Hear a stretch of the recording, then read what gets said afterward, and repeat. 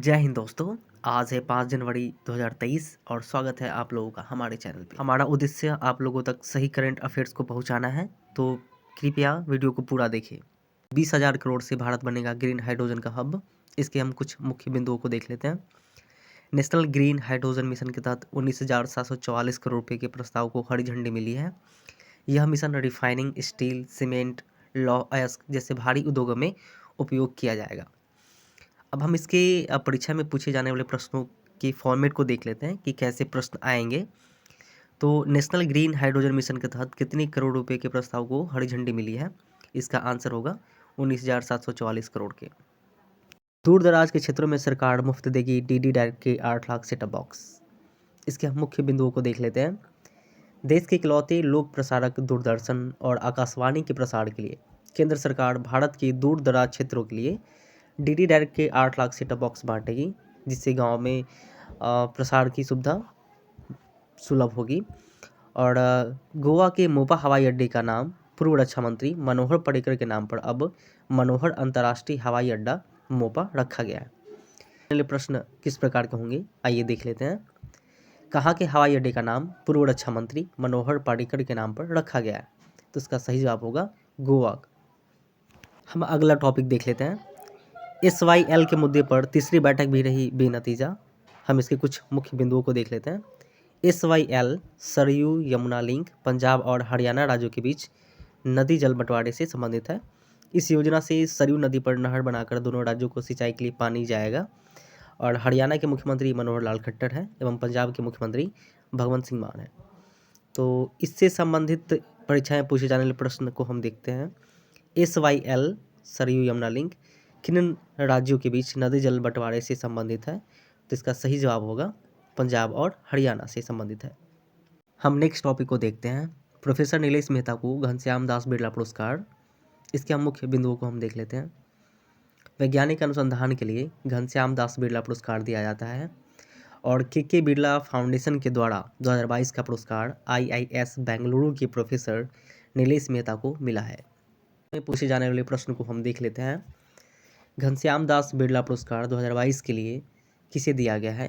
तो इसका सही जवाब प्रोफेसर नीलेश मेहता होंगे। हम नेक्स्ट टॉपिक को देख लेते हैं। होंग जू जीन होंगे LG इंडिया के नए MD। इसके हम मुख्य बिंदुओं को देख लेते हैं। LG इंडिया के नए प्रबंध निदेशक होंग जू जीन को बनाया गया है और LG दक्षिण कोरिया की कंपनी है जो इलेक्ट्रॉनिक्स वस्तुएं का उत्पादन करती है।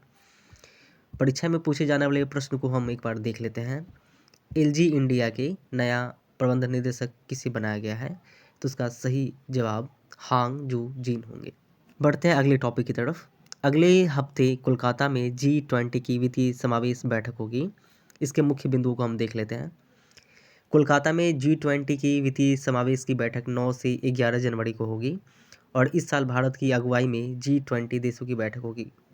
बैठक में G20 देशों के वित्त मंत्रालय एवं केंद्रीय बैंकों के प्रतिनिधि शामिल होंगे। परीक्षा में पूछे जाने वाले प्रश्नों को हम एक बार देख लेते हैं। G20 के वित्तीय समावेश की बैठक 9 से 11 जनवरी को कहाँ होगी? तो इसका आंसर होगा कोलकाता में। एरिक गारसेटी फिर से भारत में अमेरिकी राजदूत नामित हुए हैं। इसके मुख्य बिंदुओं को हम देख लेते हैं। भारत में अमेरिका के नए राजदूत एरिक गॉरसेटी नियुक्त हुए हैं और अमेरिका में भारत के राजदूत तरनजीत सिंह संधू है और अमेरिका के राष्ट्रपति जो बाइडेन है।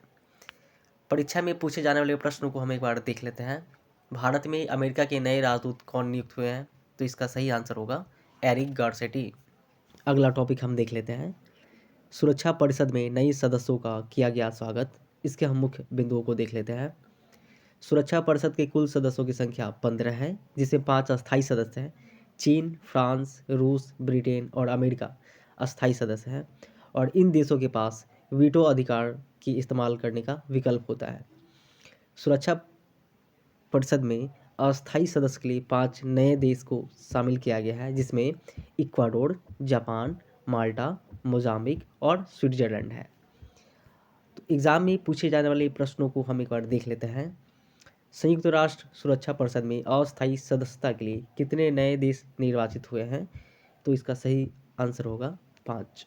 चलते चलते सीरीज स्टार्ट कर रहे हैं इस वीडियो से, तो चलते चलते सीरीज में आपको हम नए नए जानकारी देंगे कि इस दिन क्या हुआ था। तो आज ही के दिन जर्मन की भौतिक विज्ञानी ने एक्सरे की खोज की थी, जिसके लिए उसे नोबेल पुरस्कार मिला था।